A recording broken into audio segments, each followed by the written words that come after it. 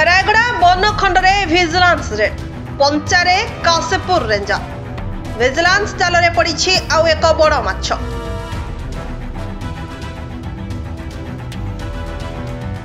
रायगड़ा बनखंड अधीनस्थ Kashipur forest ranger Antarjami Sahu को आय बहिर्भूत संपत्ति ठूल अभियोग राज्यर 10 गोटी स्थान में चली रेड।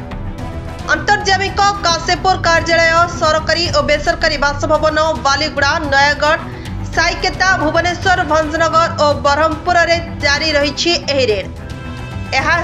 अंतर्जामी संपर्कियों घरे भी चली रेड। एककालीन समस्त स्थान में चढ़ाऊ कर भिजिलांस अंतर्जामी आय बहिर्भूत संपत्ति ठूल अभियोग जारी रही चढ़ाऊ। भिजिलांस विभाग पक्षर स्वतंत्र 10टी टीम गठन कर जारी रही चढ़ाऊ। अंतर्जामी कंधमाल दुईटी स्थान में भिजिलांस चढ़ाऊ करुवा बेले बालीगुड़ा भगामुंडा घर सेहीपरि कंधमाल दारिंगबाड़ी ब्लॉक श्रीनिकेत गाँव घरे एककालीन चढ़ाऊ चली जनापड़ी। आय बहिर्भूत संपत्ति ठूल मामलें चली माराथन रेड। जयपुर भिजिलांस 15 जनिया स्वतंत्र टीम दुई भाग में छानबीन चली देखा मिली। श्रीनिकेता बासगृह में 8 जनिया टीम चढ़ाऊ जारी रखी।